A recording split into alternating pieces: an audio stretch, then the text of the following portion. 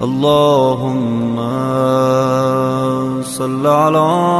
محمد وآل محمد۔ اعوذ باللہ من الشیطان الرجیم، بسم اللہ الرحمن الرحیم۔ اللہم صل علی محمد وآل محمد۔ میرے تمام سننے اور دیکھنے والے مومنین اور مومنات کو میری طرف سے، میرے چینل ناطق قرآن کی جانب سے السلام علیکم۔ آج ہماری گفتگو جو اسوہ محمد و آل محمد علیہ السلام کے تحت فرامین کے مطابق، فرامین کی روشنی میں جو جاری و ساری ہے، آج لباس سے، انگوٹھی کے نگینوں سے جو آہستہ آہستہ گفتگو آگے بڑھ رہی ہے، اور آج چند اور پتھروں کے خواص جو حضرت امام جعفر صادق علیہ السلام اور دیگر معصومین علیہ السلام کی زبانی ہم تک پہنچے ہیں، ان کا تذکرہ کیا جائے گا کہ حضرت امام جعفر صادق علیہ السلام ارشاد فرماتے ہیں کہ میں یہ چاہتا ہوں کہ ہر مومن کے پاس 5 نگینے ضرور موجود ہوں، یا 5 نگینوں کی جو انگوٹھی ہے وہ ضرور موجود ہو، جس میں سے پہلا یاقوت ہے کہ مولا فرماتے ہیں کہ یہ بہترین اور بہت عمدہ قسم کا نگینہ ہوتا ہے جو انسان کے لیے فائدہ مند ثابت ہوتا ہے۔ دوسرا عقیق کا نگینہ ہے کہ مولا فرماتے ہیں کہ یہ وہ نگینہ ہے کہ جس نے ہم اہل بیت علیہ السلام سے محبت رکھنے والے نگینوں میں اس کا شمار ہوتا ہے، اور یہ وہ پہلا پتھر ہے کہ جو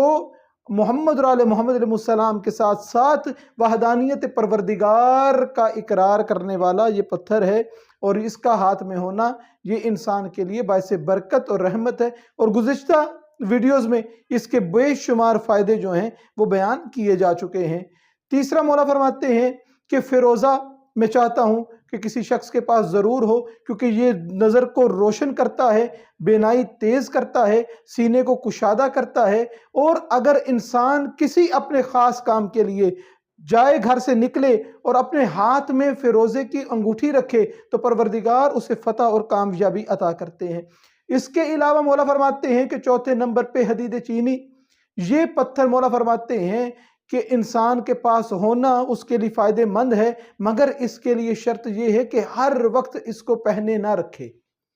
فقط اور فقط جب بھی کسی ظالم اور جابر کے سامنے جانا ہو، دشمن کے سامنے کبھی واسطہ پڑھنا ہو، کسی ظالم شخص سے گفتگو کرنے کے لیے جانا ہو اور پتہ ہو کہ وہ مجھ پہ حاوی نہ ہو جائے، تو مولا فرماتے ہیں کہ حدید چینی کو اپنی انگشت میں پہن کر جائیں، کیونکہ جناب امیر المومنین علی ابن ابی طالب علیہ السلام سے ملتا ہے کہ مولا جب بھی جنگ کے لیے جایا کرتے تھے تو اپنے ہاتھ میں حدید چینی کی جو رنگ ہے، انگوٹھی، وہ پہن کے جاتے تھے، اور جب واپس آتے تھے تو اسے اتار کے رکھ دیا کرتے تھے۔ امام صادق علیہ السلام فرماتے ہیں کہ حدید چینی پہننے والے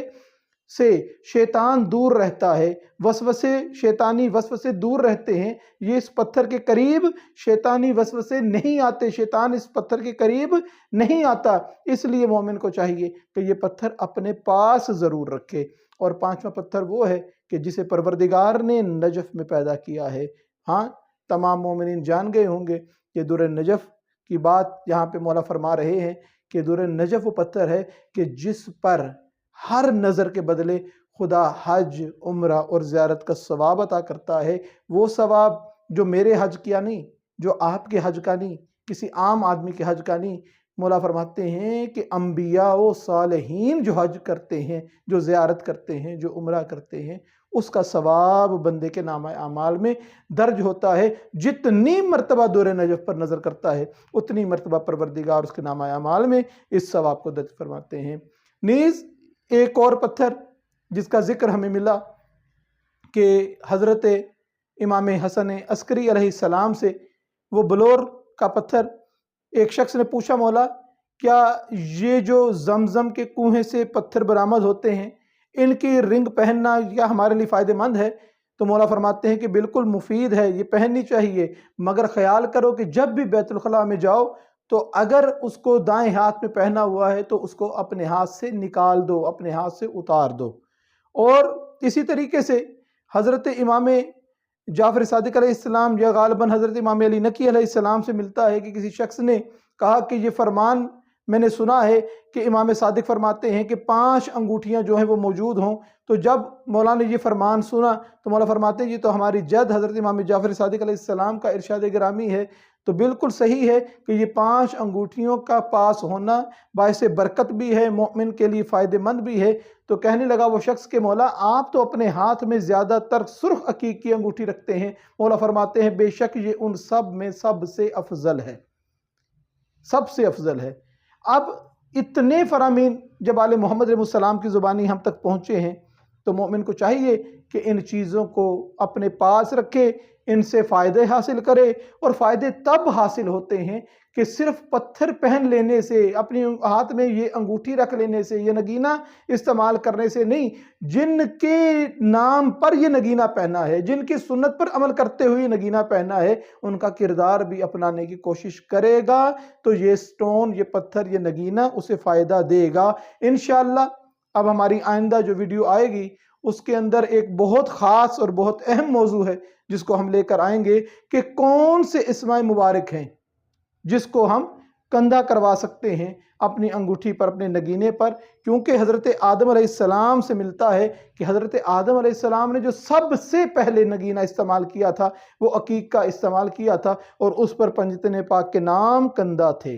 जिनके तुफ़ैल उनके तरके ओला से परवरदिगार ने जब वो माफ़ी तलब करते थे तो इन नामों के सबब से, इन नामों के वसीले से परवरदिगार ने उनकी तौबा को कबूल किया था। हज़रत आदम अलैहिस्सलाम ने चांदी की अंगूठी में अकीक के पत्थर पर ये नाम कंधा करवा के अपने दाएं हाथ में पहना और उस वक्त से लेकर आज तक ये मोमिनों की निशानी है कि वो दाएं हाथ में इस रिंग का इस्तेमाल करते हैं, अंगूठी का इस्तेमाल करते हैं। तो आइंदा आने वाले वीडियोज़ में इंशाअल्लाह ताला